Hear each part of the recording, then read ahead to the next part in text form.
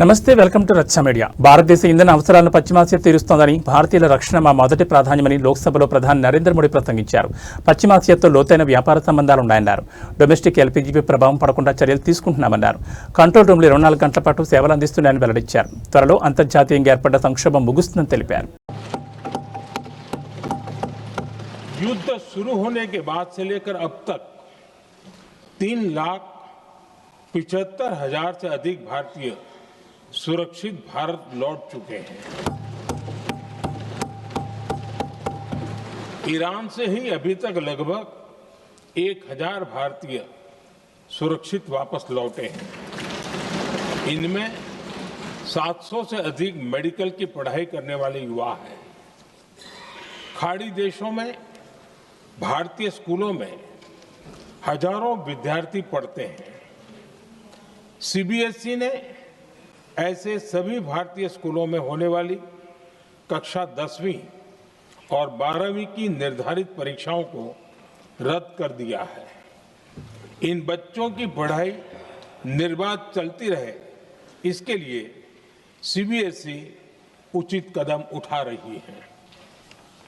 यानी सरकार संवेदनशील भी है, सतर्क भी है और हर सहायता के लिए तत्पर भी है। माननीय अध्यक्ष जी, भारत में बड़ी मात्रा में कच्चा तेल, गैस और फर्टिलाइजर जैसी अनेक जरूरी चीजें हॉर्मुज स्ट्रेट के रास्ते से आती हैं।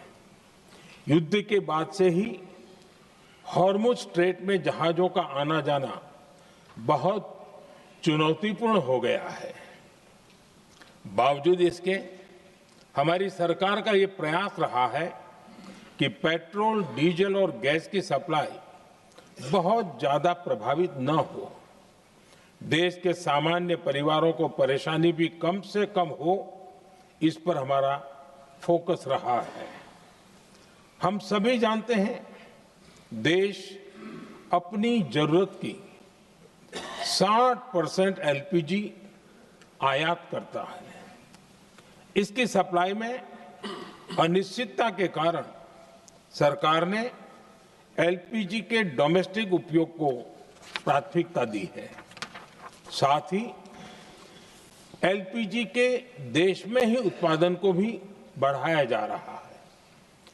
पेट्रोल, डीजल की सप्लाई पूरे देश में सुचारू रूप से होती रहे, इस पर भी लगातार काम किया गया है। अध्यक्ष जी, आज की इन परिस्थितियों में एनर्जी सिक्योरिटी को लेकर बीते 1 दशक में उठाए गए कदम और भी प्रासंगिक हो गए हैं। भारत ने बीते 11 वर्षों में अपनी एनर्जी इंपोर्ट का डाइवर्सिफिकेशन किया है। पहले क्रूड ऑयल, एलएनजी, एलपीजी ऐसी एनर्जी जरूरतों के लिए 27 देशों से इंपोर्ट किया जाता था। वहीं आज भारत 41 देशों से एनर्जी इंपोर्ट करता है। గుజరాత్లోని సూరత్కు చెందిన ఓ వ్యక్తి ఏటీఎం నుంచి 10,000 విత్డ్రా చేయగా నగదు రాకపోయినా ఖాతా నుంచి డబ్బు కట్ అయింది. దీనిపై అతడు బ్యాంక్ ఆఫ్ బరోడా అధికారులను సంప్రదించాడు. వారు స్పందించకపోవడంతో వినియోగదారులు కోర్టును ఆశ్రయించాడు. 9 ఏళ్ల సుదీర్ఘ పోరాటం తర్వాత కోర్టు తీర్పిచ్చింది. వడ్డీ, మానసిక వేదనకు పరిహారం, న్యాయ ఖర్చులతో కలిపి మొత్తం 3.28 లక్షలు చెల్లించాలని బ్యాంకును ఆదేశించింది.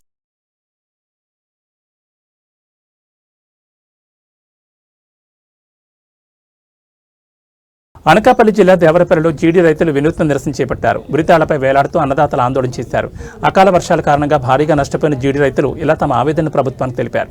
ప్రభుత్వం తక్షణమే తమను ఆదుకోవాలని డిమాండ్ చేస్తున్నారు. చంద్రబాబు ప్రభుత్వం కనీసం స్పందించడం లేదని రైతులు ఆవేదన వ్యక్తం చేస్తున్నారు.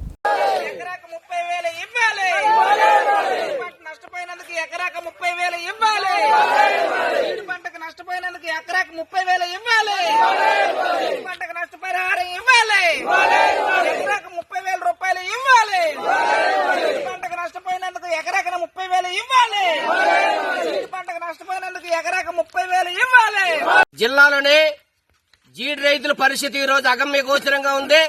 మంచు తెగులు పడి పూర్తిగా జీడి తోటలన్నీ కూడా స్మాష్ అయిపోయి ఎకరాకి 30,000 40,000 రూపాయలు పెట్టుబడి పెట్టినటువంటి జీడి రైతులందరూ కూడా పూర్తిగా నష్టపోయారు.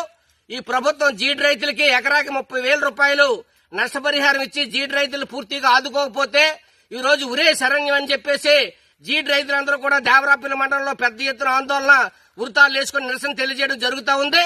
ఈ ప్రభుత్వం ఈ అనకాపల్లి జిల్లాలో వరి తర్వాత జీడి పంటే ప్రధానమైన పంట. మెట్ట భూముల్లోనే దాదాపు 1,00,000 ఎకరాల్లోనే జీడి అటువంటిది ఈ రోజు పండించడం జరుగుతూ ఉంది. అటువంటి జీడిని ఈ ప్రభుత్వం ఈకేవే చేయకుండా, ఈ రోజు ఇన్సూరెన్స్ చేయకుండా, ఈ రోజు గాలి వదిలేసి గిరిజన రైతులు మీ సాగు మీరు సవండి అని చెప్పేసి వదిలేటువంటి జరిగింది. ఇది అత్యంత దుర్మార్గమైనటువంటి చర్య. కాబట్టి జీడి రైతులు అలో రామచంద్ర అని చెప్పేసి ఈ రోజు ఏడుస్తా ఉన్నారు. ఈ రోజు నక్కపల్లి చంద్రబాబు నాయుడు గారు సిఎల్ ఈ రోజు RSL nipple metal steel plant ఈ రోజు ప్రారంభోత్సవానికి వస్తా ఉన్నారు. నిప్పులు ఏదైతే ఆర్ఎస్ఎల్ మెటల్ స్టీల్ ప్లాంట్ ఉందో ఈ రోజు మెటల్ స్టీల్ ప్లాంట్ కి ఉత్సాహం చూపిస్తా ఉన్నారు. ఈ జిల్లాలోనే లక్షల మంది జీడి రైతులు పంటలు పోయి అలో రామచంద్రాన్ని ఏడుస్తా ఉంటే ఈ రోజు మిట్టల్ని కార్పొరేట్ సంస్థలు మీరు నెత్తినెట్టుకుని మోస్తా ఉన్నారు.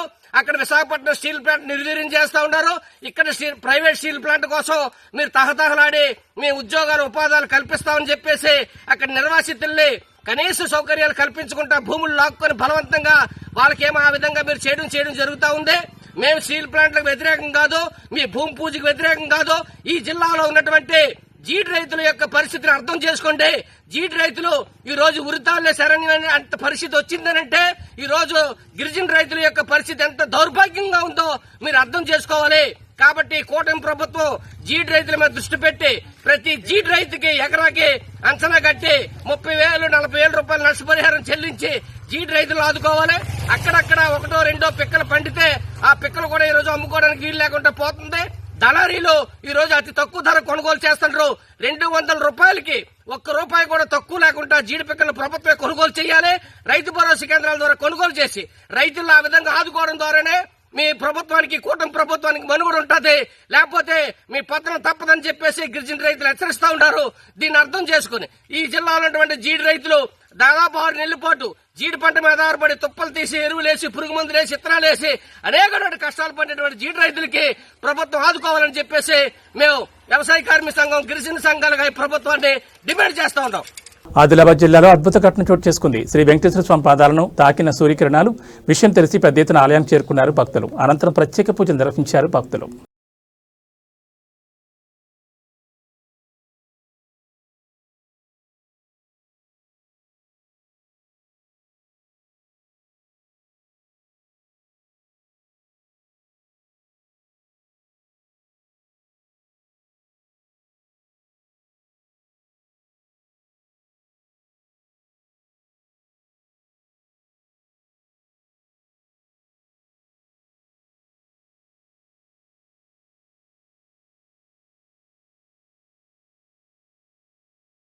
మూడు నెలల్లో 28 మంది మృతితో ఆ గ్రామంలో కీడు సోకిందని ఊరు ఖాళీ చేశారు గ్రామస్తులు. కరీంనగర్ జిల్లా జమ్మికుంట మండలం గంటపల్లి గ్రామంలో గత 3 నెలలుగా వరుసగా 28 మంది వివిధ కారణాలతో మరణించడం తీవ్ర ఆందోళన కలిగించింది. గ్రామానికి ఏదో కీడు సోకిందని బలంగా నమ్మిన గ్రామస్తులు పురోహితుడి సూచన మేరకు వింత నిర్ణయం తీసుకున్నారు. ఒక రోజంతా ఊరు ఖాళీ చేసి పొలాల్లో కీడు వంటలను వండుకోవాలని నిర్ణయించుకున్నారు. దీనికోసం తెల్లవారుజామున ఇళ్లకు తాళాలు వేసి డప్పు చాటింపు వేయించి మరీ ఊరి బయటకు వెళ్లారు. ఇలా చేస్తేనే గ్రామానికి పట్టిన పీడ విరగడవుతుందని వారు విశ్వసిస్తున్నారు. ప్రస్తుతం ఈ వ్యవహారం హాట్ టాపిక్గా మారింది.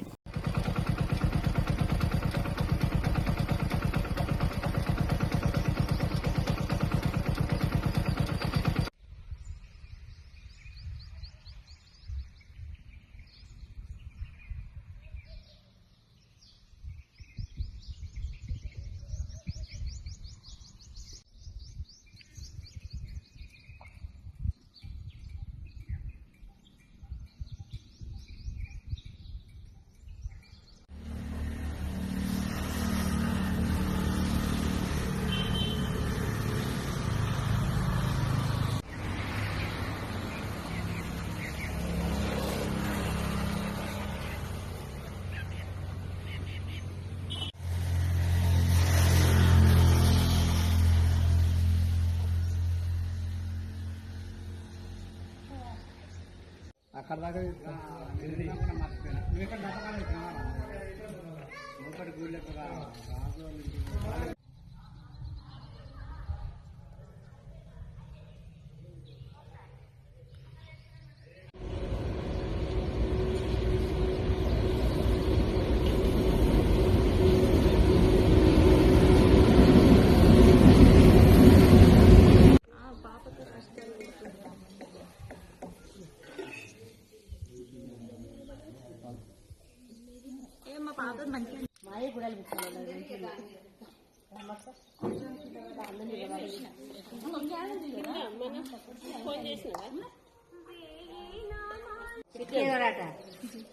అప్పటికి అత్తది చూడరు మాకంటే అంత రాదు మరి.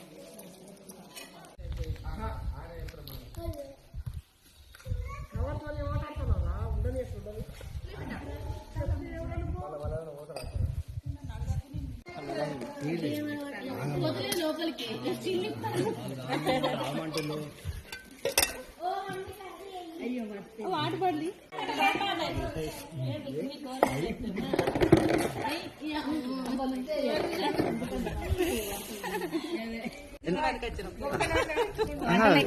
కీడు వంటలు అని చెప్పన్నారు కదా, నిజమే అమ్మా? ఎవరు చెప్పారు మీరు? సర్పంచ్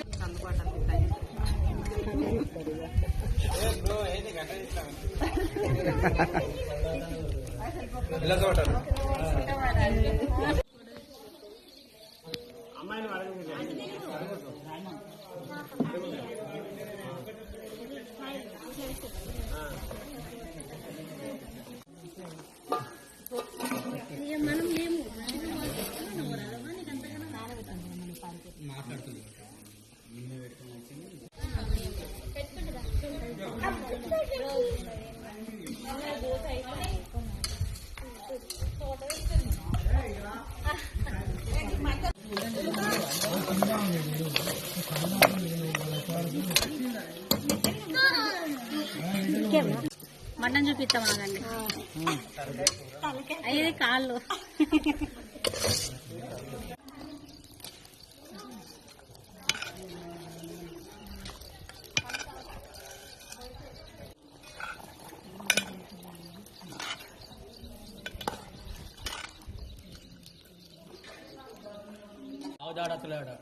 దాటలేదు అసలు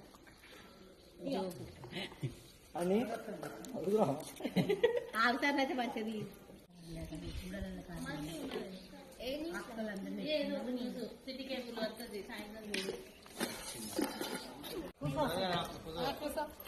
నేను పోయి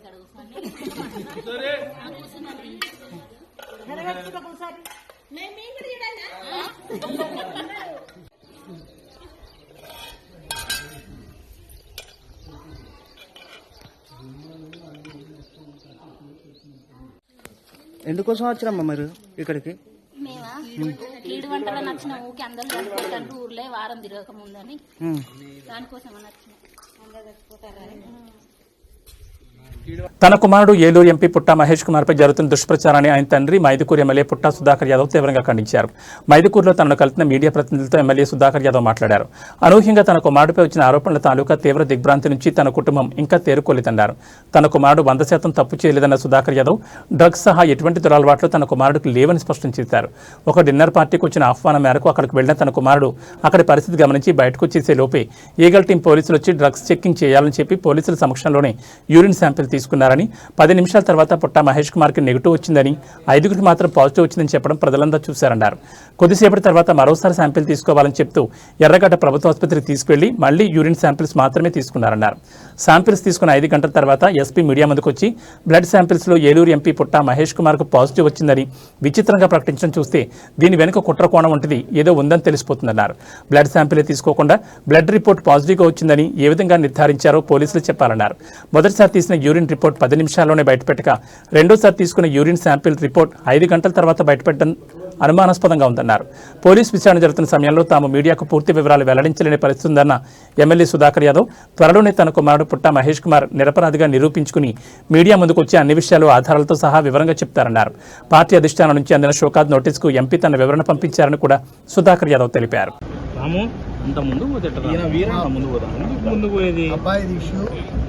ఇన్వెస్టిగేషన్ ఉంది కాబట్టి నేనేమి క్లియర్గా విశ్లేషించి చెప్తే మంచిది కాదనుకుంటున్నా. అదే రకంగా ఈ నివేదికను టోటల్గా మా పార్టీ అధిష్టానానికి పిన్ టు పిన్ డీటెయిల్గా మా అధిష్టానానికి ఇవ్వడం జరిగింది. ఒకటి మాత్రం క్లియర్గా చెప్తా, మా అబ్బాయి ఎటువంటి తప్పు చేయలేదు, డ్రగ్స్ తీసుకునే అలవాటు లేదు. మీరందరూ వచ్చారు కాబట్టి 2-3 మాటలే ఎక్కువ చెప్పదలుచుకోలేదు. 2-3 మాటలు వాస్తవ మాటలు చెప్పి ఆ తర్వాత డీటెయిల్గా ఇన్వెస్టిగేషన్ పూర్తయిన తర్వాత ఎవిడెన్స్తో డీటెయిల్గా మేము ముందుకు వస్తాం. ఆ 2-3 మాటలు ఏంటంటే, మా అబ్బాయికి ఆపరేషన్ జరిగింది, హార్ట్ ఆపరేషన్ 2021లో హార్ట్ ఆపరేషన్ జరిగింది. హార్ట్ ఆపరేషన్ జరిగినప్పుడు పెద్ద స్టెంట్ కూడా వేశారు. ఆ రోజు వేసినప్పుడు డాక్టర్ సలహా ఏం చెప్పారంటే 130-140 రేటు పల్స్ రేట్ కన్నా మించకుండా నీ ఆరోగ్యం కాపాడుకోవాలా, లేకుంటే ప్రాణాపాయం ఉంటుందని చెప్పి ఆ రోజు డాక్టర్ సలహా ఇచ్చారు. దాని ప్రకారంగా మెయింటైన్ చేసుకుంటూ ఎప్పటికైనా 110-120 ఇస్తే ట్రీట్మెంట్ చేయాలంటే 110-120 పల్స్ రేట్ వచ్చినప్పుడే మా అబ్బాయి సుస్థ అయిపోతుంది. దాని ప్రకారంగా ఆరోగ్యం మెయింటైన్ చేసుకుని పోతాడు. ఆ రోజు కూడా పల్స్ రేట్ చెక్ చేసి 97 ఉన్నది. ఎవరైనా డ్రగ్స్ కింద తీసుకుంటే మినిమం 150 నుంచి 200 పల్స్ రేట్ పోతాయి. అంటే ప్రాణాపాయం ఉందని తెలిసి కూడా డ్రగ్స్ తీసుకుంటారని నేను అందరినీ ప్రశ్నిస్తున్నాను. ఇంకొక విషయం, బ్లడ్ తీసుకోకుండా బ్లడ్ పాజిటివ్ ఏ రకంగా వస్తుంది? బ్లడ్డే తీసుకోకుండా పాజిటివ్ ఏ రకంగా వస్తుంది? బ్లడ్ వాళ్ళు చెప్పిన మాట ప్రకారం బ్లడ్ తీసుకున్నామన్నా బ్లడ్ రిపోర్ట్ అవ్వాలంటే మినిమం 48 అవర్స్ పడుతుంది. మినిమం 48 అవర్స్ రిపోర్ట్ రావాలా. ఎందుకంటే మేము ఇమీడియట్గా ఢిల్లీలో ఎయిమ్స్లో బ్లడ్ రిపోర్ట్ ఇస్తే వాళ్ళు 48 అవర్స్ లోపల బ్లడ్ రిపోర్ట్ ఇవ్వలేదు. ఆ బ్లడ్ రిపోర్ట్లు కూడా నెగిటివ్ వచ్చింది. అంటే ఇవన్నీ. ఆ తర్వాత యూరిన్ శాంపిల్స్ మొదటిసారి తీసుకున్నప్పుడు 5 నుంచి 10 నిమిషాల లోపల రిజల్ట్ చెప్పారు. రెండోసారి యూరిన్ శాంపిల్ తీసుకున్నప్పుడు 5 గంటల నుంచి తీసుకొని 10 గంటల లోపల చెప్పారు. అంటే 5 గంటలు దానికి అవసరమా? అంటే దీంట్లో ఎంత జరిగిందని మీరే ఆలోచించుకోవాలా. నేనేం చెప్పాలనుకోలే. ఎందుకంటే ఇవన్నీ వాస్తవాలు మీ దృష్టికి చెప్పాలా. మేము ఎందుకు వాస్తవాలు ముందుకు రాలేదంటే ఇన్వెస్టిగేషన్ ఉంది కాబట్టి ఇన్వెస్టిగేషన్ పూర్తయిన తర్వాత పిన్ టు పిన్ ప్రతి ఒక్కటి ఎవిడెన్స్ సమేత మేము ముందుకు వస్తా. ఆ తర్వాత ఇంకొకటి, మా వానికి ఏమని ఇచ్చారు, ఆంతిపిటిమిన్, మిథాపిటిమిన్ 2 పాజిటివ్ వచ్చిందని చెప్పారు. ఆ 2 ఐటమ్స్ కూడా మామూలు తీసుకుంటే మెడిసిన్స్ కూడా వస్తాయి.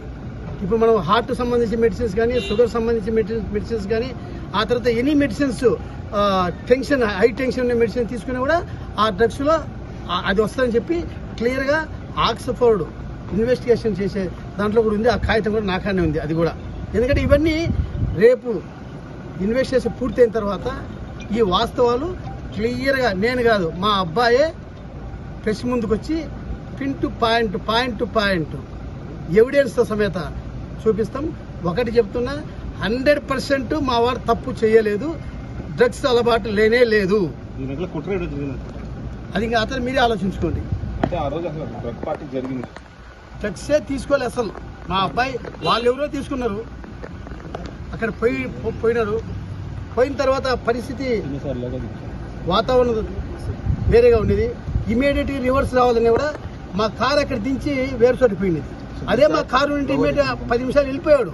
ఆ కారు లేని దానివల్ల అక్కడ వెయిట్ చేయాల్సి వచ్చింది. ఇంకా డీటెయిల్గా ఇన్వెస్టిగేషన్ జరుగుతుంది కాబట్టి ఇన్వెస్టిగేషన్లో అయిపోయినాక డీటెయిల్ పాయింట్ మీ ముందరే అన్ని ఎవిడెన్స్ పెట్టారు. పశ్చిమ గోదావరి జిల్లా తాడేపల్లిగూడెం నియోజకవర్గ వైఎస్ఆర్ కాంగ్రెస్ పార్టీ ఇన్ఛార్జ్ వడ్డీ రఘురామనాయుడు పుట్టినరోజు సందర్భంగా తాడేపల్లిగూడెం పట్టణంలోని పుంతలో ముసలమ్మతల ఆలయంలో ప్రత్యేక పూజలు నిర్వహించారు. అనంతరం పట్టణంలోని పుంతలో ముసలమ్మ గుడిలో ప్రత్యేక పూజలు నిర్వహించారు. ఈ కార్యక్రమంలో వైసీపీ నాయకులు, కార్యకర్తలు, వడ్డీ రఘురాం అభిమానులు పాల్గొన్నారు.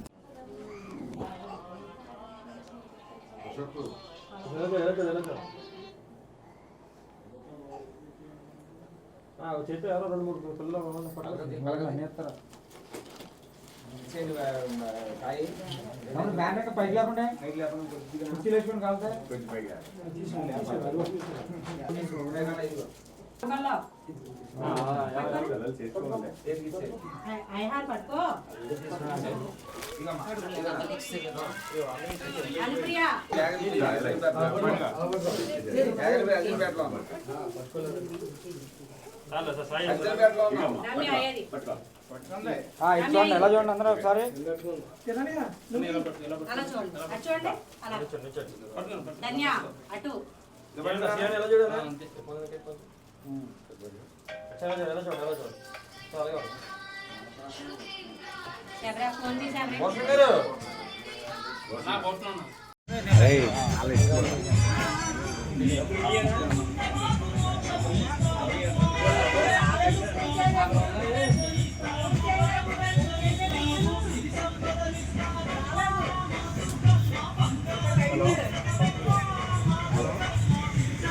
ఇప్పుడు అప్పుడే రాను ఇంకా వాళ్ళు రావాలంటే కదా వచ్చే వరకు ఉండమన్నారు.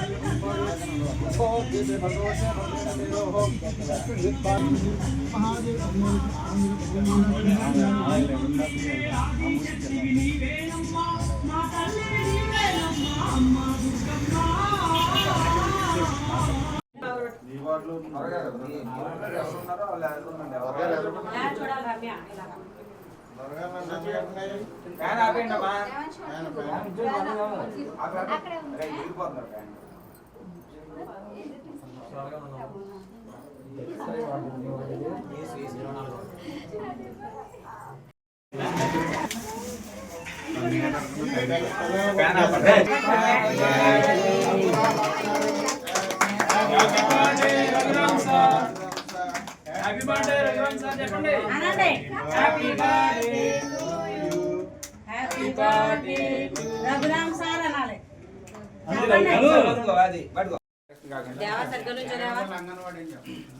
24వ ward Yagaripalli hostel, BC hostel, SC hostel Raghurama garu ఇవాళ పుట్టినరోజు సందర్భంగా పిల్లలకి పుస్తకాలు, పలకలు, పెన్సిళ్ళు అన్నీ ఇవ్వబడిగా ఇస్తున్నారు. సందర్భంగా వాటర్ కిట్ అమ్మ, వాటర్ ఫిల్టరు ఆయన సందర్భంగా పుట్టినరోజు సందర్భంగా ఇస్తున్నారు. ఆయన ఇదిగా మొత్తం అందరూ అండి ఆనందంగా ఉండాలని కోరిక ప్రార్థన చేస్తున్నాం. బుడ్డు రామకృష్ణ గారు పుట్టినరోజు సందర్భంగా రఘురామకృష్ణ గారు. ఈరోజు తాడేపల్లిగూడెం కోఆర్డినేటర్ బుడ్డి రఘురామరాయుడు పుట్టినరోజు సందర్భంగా 24వ వార్డులో అంగన్వాడీ పిల్లలకి పలకలు, పుస్తకాలు, అలాగే పెన్సిళ్ళు, అలాగే వాటర్ ఫిల్టర్ కూడా ఇవ్వడం జరిగింది.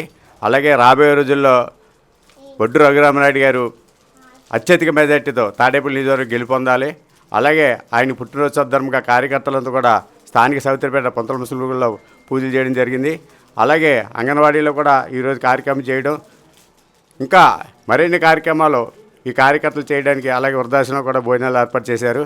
అలాగే రాబోయే రోజుల్లో కూడా రఘురామరాయుడు గారు సంపూర్ణంగా దినదిన ఆరోగ్యంతో ఉండాలని, అలాగే రాబోయే రోజుల్లో కూడా మంచి మెజార్టీ తాడేపల్లిగూడెం స్థానిక ఎమ్మెల్యే గెలుపొందాలని కార్యకర్తల తరఫున ప్రత్యేకించి పూజా కార్యక్రమాలు, అలాగే సేవా కార్యక్రమం కూడా చేయడం జరిగింది. ఈ కార్యక్రమానికి ప్రత్యేకించి మన గొర్రెల శ్రీని గారు, అలాగే మన రఘురామనాయుడు గారి కార్యక్రమానికి కిషోర్ రెడ్డి గారు, అలాగే నాగభూషణం గారు, అలాగే మన అశోక్ గారు, అందరూ కూడా కార్యకర్తలు సంతోషంగా ఎంతో ఉత్సాహంగా ఈరోజు కార్యక్రమం చేయడం జరిగింది. అందరికీ కూడా నా హృదయపూర్వక ధన్యవాదాలు తెలియజేసుకున్నాం. మా అన్నయ్య, మా అందరికీ ఇష్టమైన నాయకుడు, మంచి నాయకుడు, కల్మషం లేని నాయకుడు అయినటువంటి మా అన్నయ్య, సేవా తత్పరుడైనటువంటి మా అన్నయ్య వడ్డీ రఘురామనాయుడు గారి జన్మదినం సందర్భంగా ఆయనకి ఇష్టమైన తల్లి, ఆ ఇంటి ఎలువెలిపోయిన పొంతల ముసలమ్మ తల్లి అమ్మవారికి దగ్గర ఆయన అష్ట ఐశ్వర్యాలతో, ఆరోగ్యాలతో, సుఖ సంతోషాలతో, బంధుమిత్రులతో, పిల్ల పాపలతో అందరితో చల్లగా ఉండాలని ఈరోజు ఆయన తమ్ముళ్ళు అయినటువంటి మేమందరం కలిపి తమ్ముళ్ళు మరియు కార్యకర్తలు అందరం కలిపి ఈ రోజున అమ్మవారి దగ్గర పూజా కార్యక్రమం చేయడం జరిగింది. ఆయన ఎల్లప్పుడూ కూడా అందరికీ తోడుగా ఉండాలని, ఆ అమ్మవారి దీవెనలో చల్లగా అన్నయ్య గారికి ఉండాలని ఇక్కడున్న పెద్దలు మేమందరం కూడా ఈ రోజు ఇయే కాకుండా సేవా కార్యక్రమాలు కూడా చేయడం జరుగుతుంది. పెద్దల సమక్షంలో అమ్మవారు ఆ అన్నయ్యని ఎప్పుడూ చల్లగా కాపాడాలని కోరుకుంటున్నాం. పశ్చిమ గోదావరి జిల్లా తాడేపల్లిగూడెం మండలం నీలాద్రిపురం గ్రామం పోలిన సత్యనారాయణ ఇటీవలే స్వర్గస్థులయ్యారు. వారి కుటుంబ సభ్యులను తాడేపల్లిగూడెం నియోజకవర్గం తెలుగుదేశం పార్టీ ఇన్ఛార్జ్ భవన మరియు ఇతర నిర్మాణ కార్మికుల సంక్షేమ బోర్డు చైర్మన్ వలవల మల్లికార్జునరావు పరామర్శించారు. బాబ్జీ వెంట తెలుగుదేశం నాయకులు పరిమి రవికుమార్, పద్మనాభన్ మురళి, అబ్బిన వెంకట్రావు, సూర్యుని వెంకట్రావు, అబ్బిన గోపాలకృష్ణ, కుసులూరి రఘుప్రసాద్, నీరుకొండ ఈశ్వర్, వైట్ల నరేంద్ర, ముప్పిడి రమేష్ తదితరులున్నారు.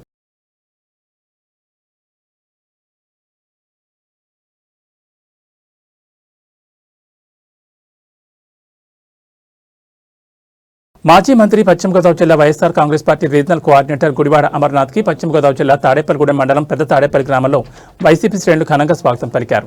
అమర్నాథ్కు స్వాగతం పలికిన వారిలో state executive council member Tanuku పరిశీలకులు కొట్టు వెంకట్తో పాటుగా తాడేపల్లిగూడెం టౌన్, రూరల్, పెంటపాడు మండలం వైఎస్ఆర్సీపీ నాయకులు, కార్యకర్తలు పాల్గొన్నారు.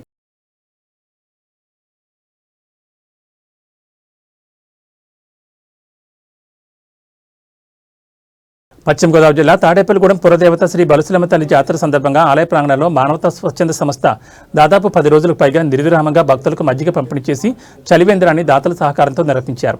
మానవతా పట్టణ అధ్యక్షుడు జనపనేని రాజేంద్ర కుమార్, సిహెచ్ బంగారాజు, పైడికొండల సింధు తదితరులు పాల్గొన్నారు.